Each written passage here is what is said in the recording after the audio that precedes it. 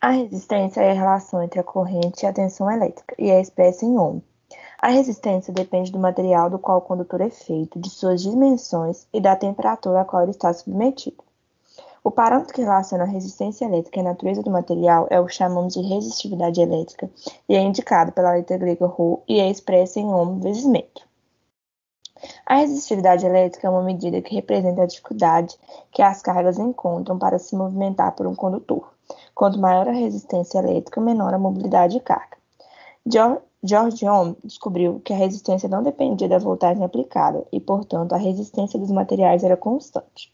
Esse fato é o que chamamos da lei de Ohm e os condutores que obedecem a essa lei chamamos de condutores ohmicos.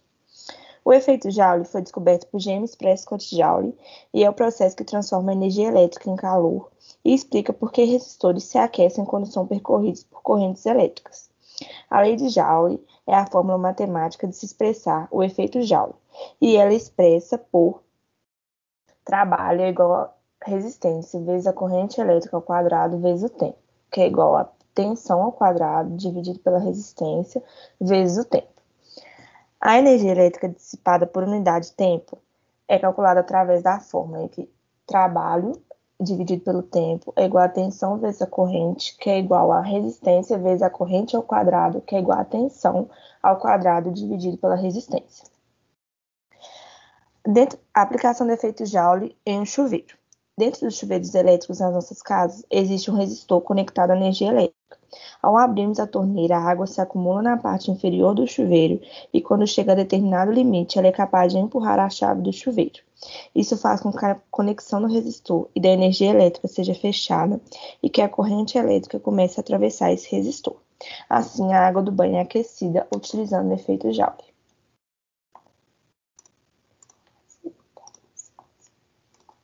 Linha de transmissão é um sistema de transmissão de energia eletromagnética através de ondas. Essa transmissão é guiada de uma fonte geradora até o consumidor. As linhas de transmissão podem ser do tipo coaxial, dois fios, planar, fio sob plano condutor e microfitas. Além disso, existe o que chamamos de parâmetros de linha de transmissão, que são parâmetros que interferem na sua eficiência. A resistência é um parâmetro associado à perda de potência em uma linha e depende da natureza e das dimensões de um condutor. A indutância é um parâmetro que surge devido à corrente criada pelos campos magnéticos dos condutores e depende da distância de dois condutores e de materiais ferromagnéticos nas suas proximidades. A capacitância ocorre pela diferença de carga de dois condutores, o que provoca um campo elétrico. Ela é dependente do diâmetro e comprimento dos condutores, assim como a distância entre eles. A condutância é um parâmetro que expressa as perdas que ocorrem entre os condutores. Bom, agora a gente vai resolver o exercício que foi proposto pelo trabalho.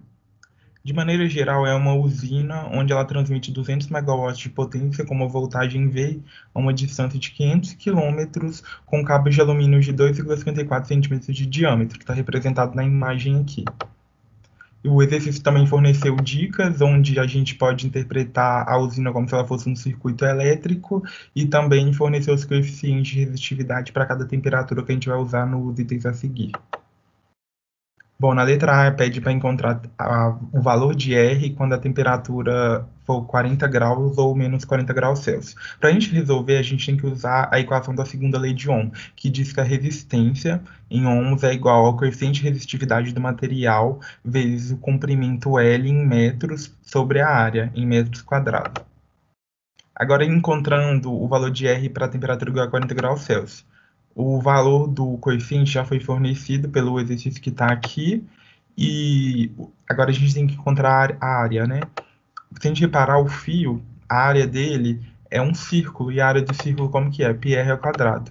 Substituindo, como foi fornecido o diâmetro em centímetros, passou para metros e dividiu por 2, porque o raio é o diâmetro sobre 2. E encontrou esse valor para a área. Dessa forma, substituiu na equação e encontrou 56,8 ohms. Se a gente reparar aqui, está multiplicado o L por 2. Por quê? Porque são dois fios, se a gente reparar no esquema aqui. Aí por isso que multiplica por 2. Agora, na temperatura igual a menos 40 graus Celsius, o valor do crescente foi fornecido, a gente só substitui e encontra o valor do R, que é isso aí. Na letra B, pede para encontrar o ΔV em função da resistência e da corrente I, também em função de P e V. Nas dicas do problema, como eu disse, dava para interpretar a usina como se ela fosse um circuito, onde R sobre 2 seriam as resistências do fio e RL seria as casas que essa usina leva a energia. O ΔV é a tensão perdida nas duas resistências. Aí, substituindo pela lei de Ohm, que V é igual a RI, a gente tem que o ΔV é IR. Reescrevendo em função de P e V, a gente tem que o P é igual a V vezes I. Como o I é constante para um circuito elétrico, passa a mesma corrente em todas as resistências, a gente pode substituir. Logo, então, fica P, que é igual ao V da usina, vezes o ΔV sobre R. Na letra C, pede para a gente encontrar o valor de V de forma que o ΔV seja menor ou igual a 2% de V.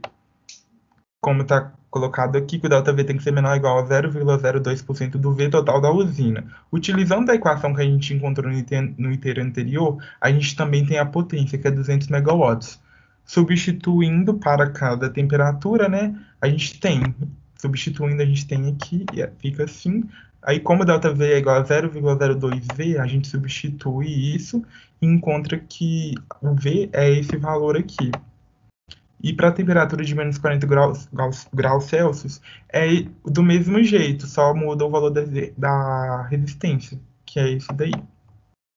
Na letra D, pede para calcular a potência dissipada nas duas temperaturas. No caso, a gente vai usar os valores encontrados no item anterior.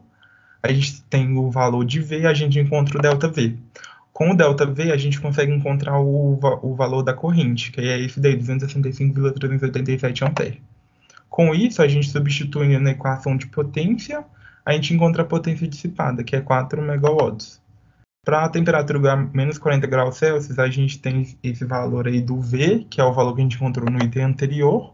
A gente encontra o valor de ΔV pela relação que ΔV é igual a 0,02V da usina. Substituindo, a gente encontra o valor da corrente. E com o valor da corrente, a gente consegue encontrar a potência, que é esse valor aqui. A gente pode observar que os valores foram muito dentro do esperado. Por quê? Porque o circuito é em série, logo a corrente ela é a mesma em todas as resistências. Então, a potência dissipada em cada temperatura tem que ser igual a 2% da potência fornecida na usina, o que a gente encontrou